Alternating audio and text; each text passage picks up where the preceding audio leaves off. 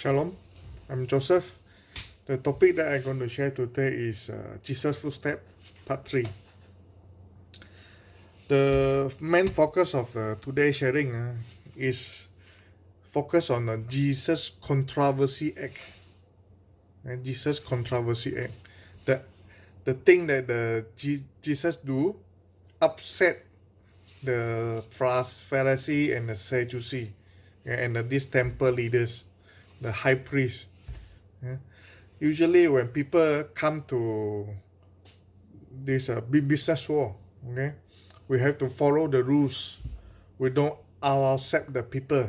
We want to build our network so that we know more people, we have more connection, and we can move out from there. We can earn more money, we can be more successful. But when Jesus, during his 3.5 year time, Jesus in this saving the soul, saving the sinner business, he is doing what this Pharisee and Sadducee is doing also.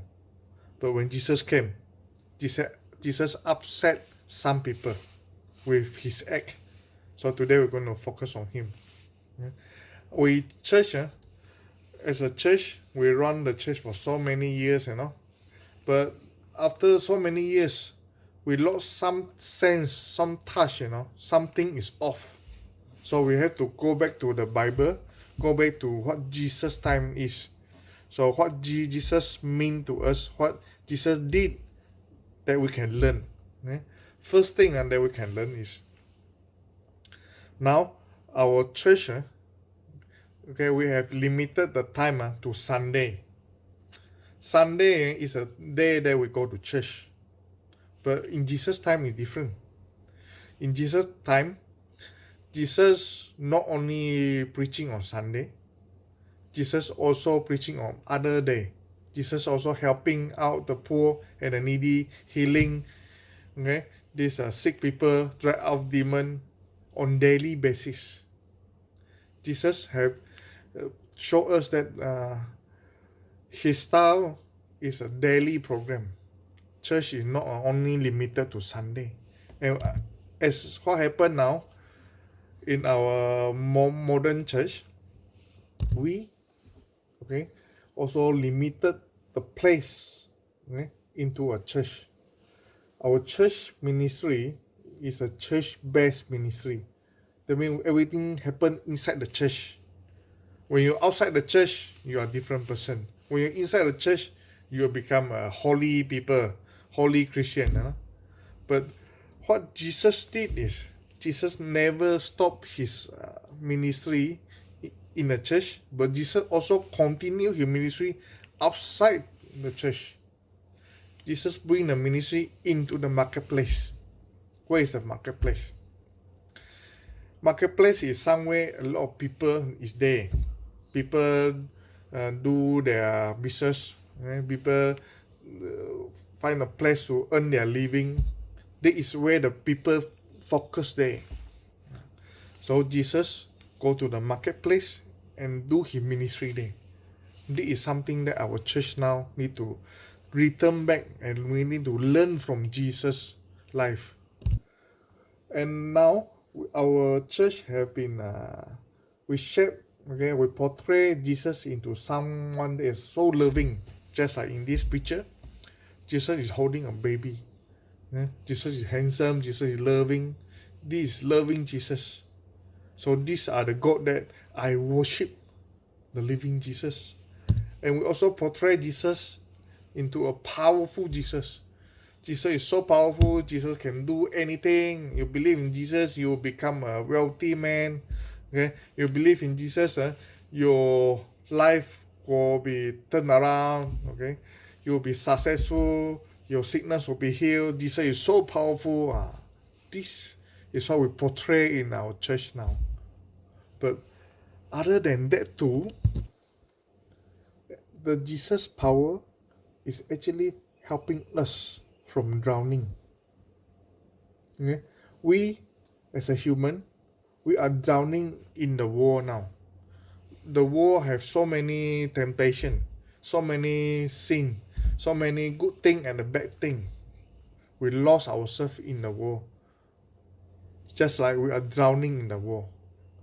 So when Jesus come, Jesus pull us out from the water. Okay? Out from water, that's so that we can free from this war. So this is the real power and the purpose of Jesus coming. Okay? And we somehow we lost it. When we portray Jesus, we forgot about this act, So we have to shift the focus back to this. And we have to learn from Jesus. When we are saved by Jesus, we have to do what Jesus did to us. So we have to save others people also. Just like when Jesus reaching out to us, we are reaching out to our family, our friend, helping them so that they will be free from the binding of this worldly thing. So that they can be free from sin. So this is what we should do. Jesus show us that the rules that these religious people impose on Israel people is not right, and he lost his touch, just like our church. How Jesus show it?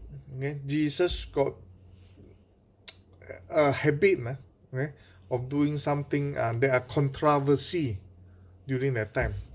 When we are in the business world, we always try to our best to know more people, know our market, know our customer, know our supplier, get connected, build our human network, people network, so that we can be more successful, we can earn more money. But what Jesus did is actually opposite. When Jesus go into the temple and Jesus saw people is doing business there, selling these sacrificial animals, changing the currency, and they are impose this some unfair price on these animals, on this the currency changing, they are making money out of this, So Jesus is not very happy, and Jesus said, "You are turning my house of my father to become a den of thief." Then Jesus is become angry, and Jesus cleanse the temple, chase everyone out, prevent them from doing business there. But when Jesus doing this thing, Jesus did do something that are very particular, but we didn't see. When Jesus let's lose the animal, so the animal is loose, animal is running around. Jesus is turn the table so the money drop on the floor, and Jesus never let go of the dove. The pigeon and the dove, Jesus never let go. Why? Because money drop on the floor, people still can collect and take back the money.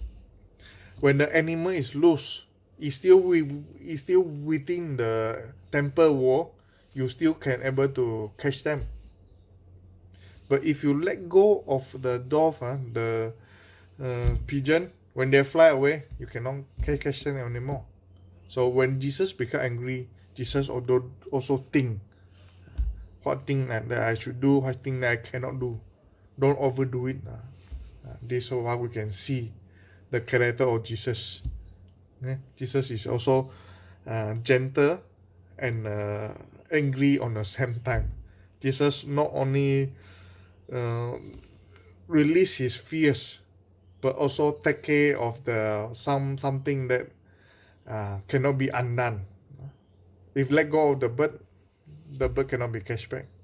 So this is what Jesus cleansing the temple and upset a lot of people. But Jesus didn't overdo it. Jesus do it but didn't overdo it. And Jesus also healing on the Sabbath. Sabbath is something like our Sunday. It's a day that's supposed to be resting. People work 6 days, and the day number 7 should be resting. And in the Jewish law, in this Moses law, Israel people should not work on a Sunday. But Jesus healing on Sunday. Jesus is a priest. Eh? Jesus is a healer. So when he healing, he also walking. People say that healing is a walking. But what Jesus did on the Sabbath is a day to do good or do bad. So healing is helping people. So Jesus is keep on doing this good thing on the Sabbath. When people say don't do it, but Jesus keep doing it. Jesus not only do one time or two time. Jesus do healing on Sabbath is 7 times. Yeah?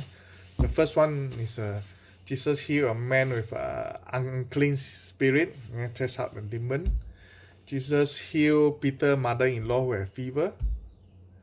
Jesus heal a man with a withered hand, the hand that they are jammed, cannot straighten out. Okay. Jesus heal the man with a withered hand. Okay.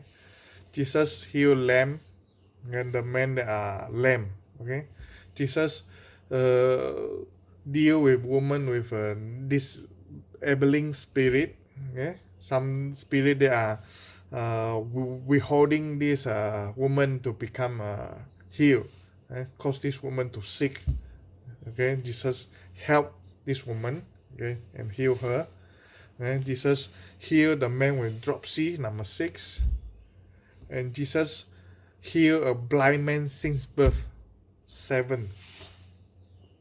Jesus is repeatedly healing people on the Sabbath for 7 times. What we can see is when you are doing right thing, you don't change. 你做对就不用改. When Jesus is trying to prove here is we as a Christian, okay, we are Christian. We are the Lord of the Sabbath. Yeah, we are the Lord of Sunday. So that we should not lose the touch of this Sunday. We should focus back on the root. Why this Sunday? Why this Sabbath is created? It's for human to take rest. It's a day that to remember our God. This is Sabbath.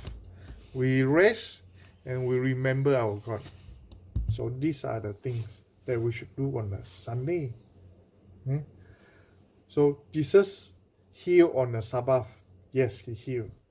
So did Jesus break the Sabbath law? No. Jesus did not break the Sabbath law. Jesus explained the Sabbath so that people can understand. If your sheep is dropping into the well on the Sabbath, of course, you go help the sheep out from the well.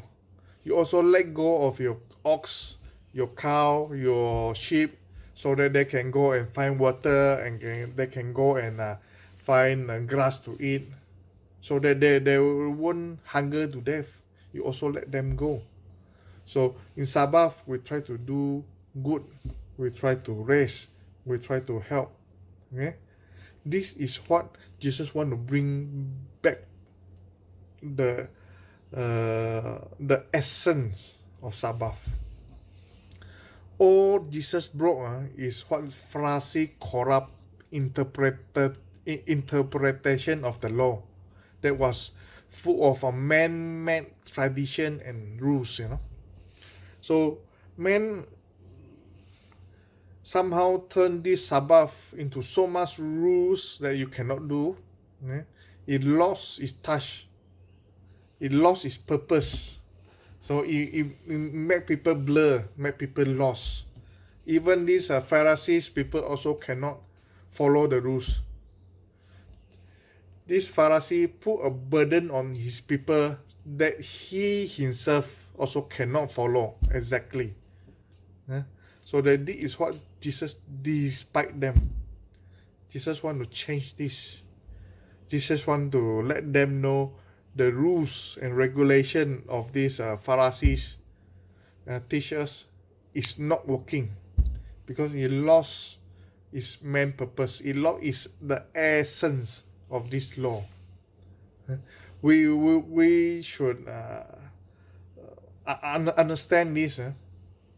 What Jesus did in this cleansing temple and healing on the Sabbath, it actually exposed the hypocrisy of these Pharisees of keeping Sabbath holy,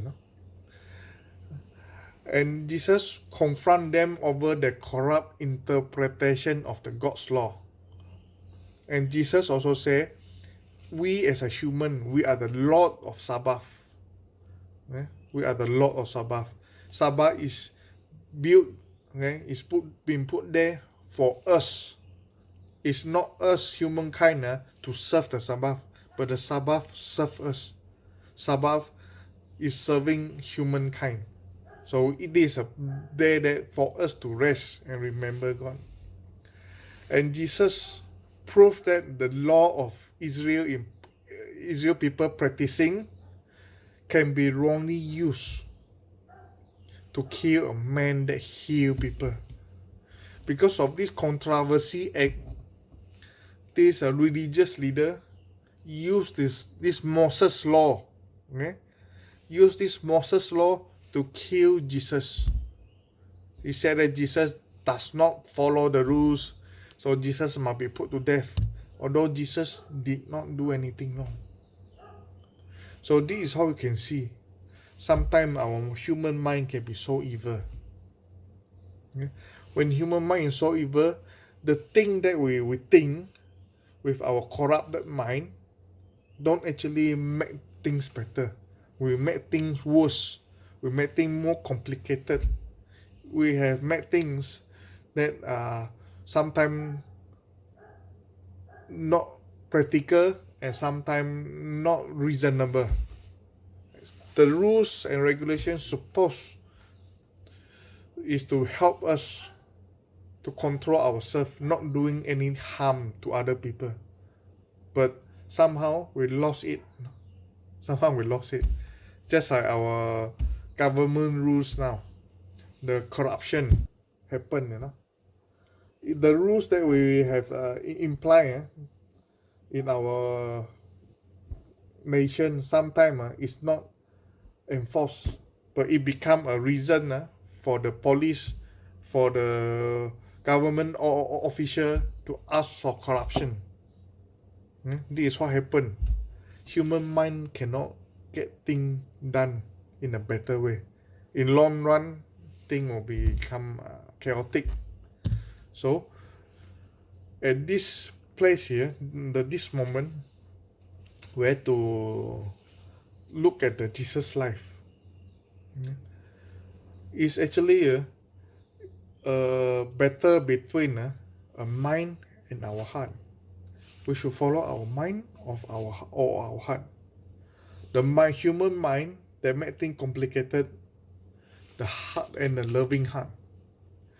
When Jesus said this, the true great commandment, love your God and love your neighbors, it actually refers more to the heart part, but not the mind. And in the Matthew chapter 18, verse 3, when people ask Jesus, who is the greatest? When Jesus answered in this chapter 18, verse 3, and he said, truly I tell you, unless you change and become like little children, you will never enter the kingdom of heaven. Why the children can enter and the adult cannot? Because what we can see is the children, the thought is pure. Their mind is pure. They have not much knowledge, not much right or wrong, but they follow their heart more. But when these small children become adult, become this 30 years old or 40 or 50 years old, this human mind that is being corrupt by this environment and our situation, we lost in this pro and con, gain and losses. We always make a decision that benefit us, the selfish decision. But when a kid make decision, they will stick to their pure heart. So in what Jesus said here, we should follow our heart, not our mind. When you change yourself, become like a little children, that means you follow your heart more than your mind. When of course these older people, when you are old, you cannot become a young people again.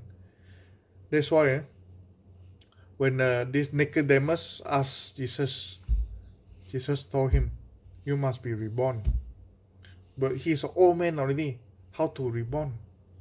Born in the spirit. You become a new man. How? Through Jesus Christ. Through change your mindset from this mind dependent into heart dependent. This is what I want to say to you. It's not that we don't use our mind, but put our heart in our mind, so that all the thing that we think through our mind, we don't neglect the heart also. So what we do in the church is we are telling people that follow these rules in the Bible or you burn in hell. This is what our church doing now. Follow what here written in the Bible or you will be burned in hell. But what Bible actually said, you can't follow all these rules. So trust in Jesus. I am the way, the truth, and the life. This is what Jesus said. Follow me. Use your heart to follow Jesus. Don't use your mind. When you use your mind, you always make things more complicated. Sometimes you have to let go of your mind so that you can gain your life. This is what I want to bring to you, and this end our sharing today.